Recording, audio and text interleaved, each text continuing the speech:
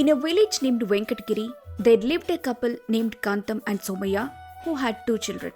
The elder son was Naresh and the daughter was Nilima. Somaya used to look after their farm work. He would bring the earnings from it, give them to Kantam at home, and beg for a little money for his own expenses.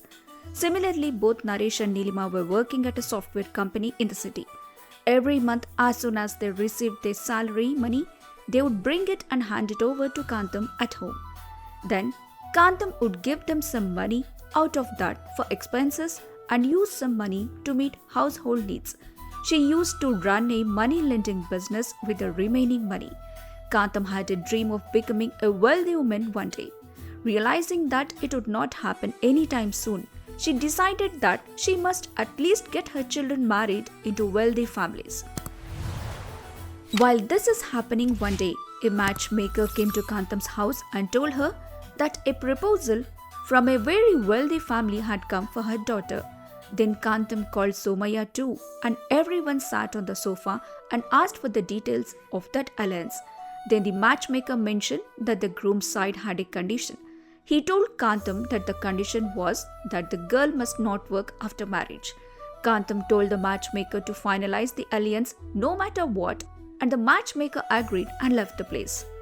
After he left, Somaya reminded Kantam that their daughter had plans to work even after marriage. Then Kantam silenced Somaya, saying, "You don't know anything, just be quiet." In the evening, after Naresh and Nilima returned from the office, Kantam fed them sweets and told them this news. She also informed them that they were coming over early the next morning for the matchmaking visit. When Nilima asked Kantam if she had told the visitors that she wanted to work after marriage, Kantam said something vague and dodged the topic.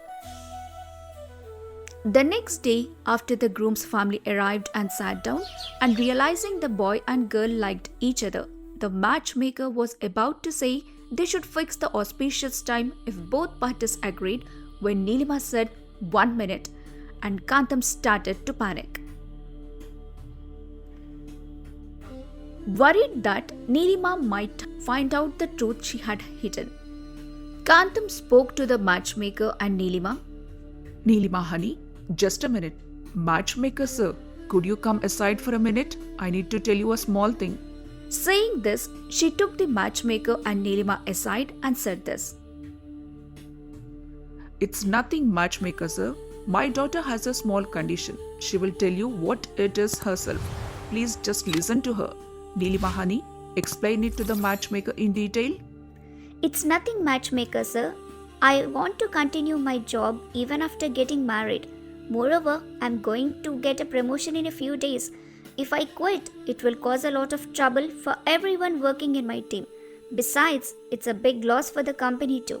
I should not just leave the job that has paid my salary and supported me all this time just because I found a new life, right, matchmaker sir? Ma'am, that's not it. There are no ifs or buts, matchmaker sir. My daughter has spoken and that's final. You must convince the groom's party somehow. Nilima, honey, you go on ahead. I will pay the matchmaker his commission and come. Saying this, Kantam sent Nilima away from there. After she left, she said this to the matchmaker.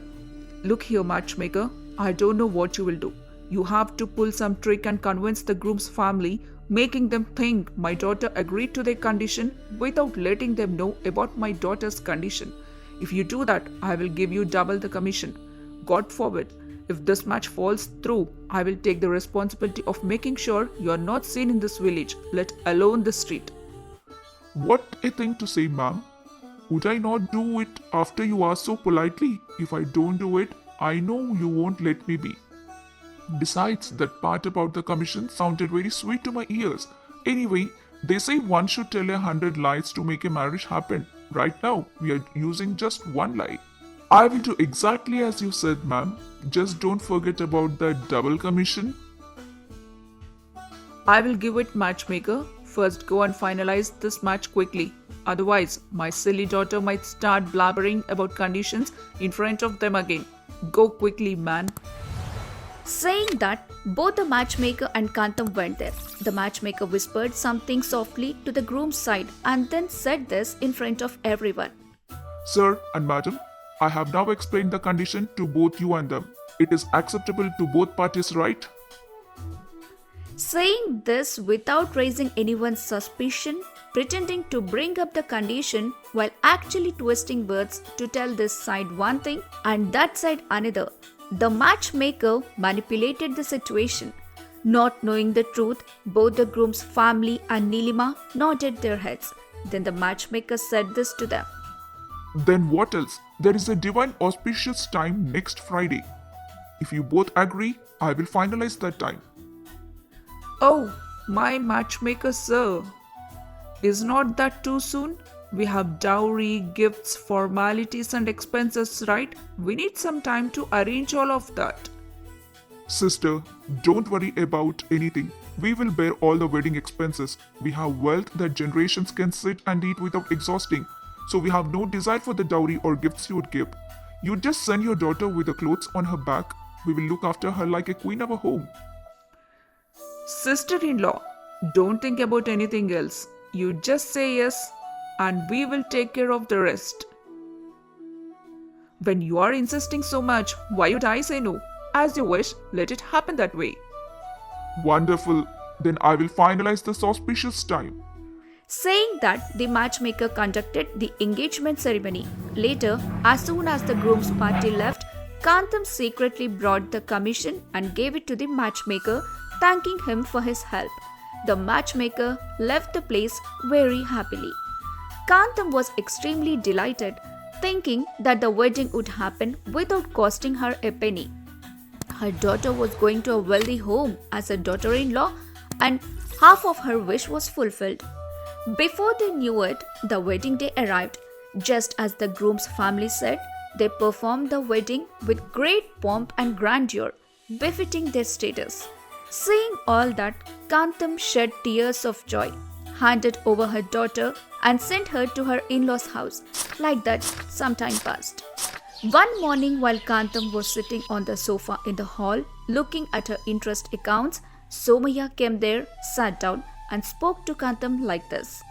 Hey Kantam, it's been so many days since our daughter got married and went to her in-laws' house, yet she hasn't called even once. Could she be facing any problem there? Oh goodness, why such inauspicious talk early in the morning? Over there, the girl has such a big bungalow, servants, maids, luxuries, and grandeur. Is it a small thing to look after all the responsibilities in such a big, wealthy household? She probably forgot in some distraction. Then let's call her and talk to her ourselves. You just be quiet. Who knows what important work she has over there? Maybe she's counting money in the iron safe or arranging the 7 weeks of jewelry her mother-in-law gave her in the cupboard. Poor thing. Why disturb her now? She will call herself when she finds time. Is that so? Is there no limit to your imagination? Your thoughts are more on her in-laws' assets than on your daughter. Yes, so what do you say now? That's not it. Let's go to our daughter-in-law's house tomorrow morning just to see how she is and if she has any troubles there. Why go now? We are bringing her for the festival anyway, are not we? Fine. Suit yourself. I just said it because this way you would feel like you have seen their bungalow and you would feel like you have experienced that luxurious life for at least one day. If you don't like it, I won't trouble you. Oh, why do you say that? Would not I want to see my daughter? Okay, since you're pleading so much, let's go tomorrow morning. You go and book a car.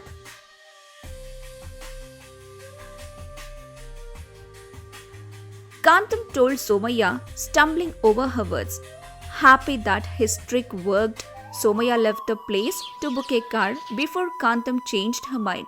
The next morning, as Kantam and Somaya were leaving their house to board the car, another taxi came and stopped there. Nilima got out of it holding a bag in her hand. Seeing that, both Kantam and Somaya froze in shock. To find out why Nilima came back to her parents' home with a bag in her hand, wait for the next part.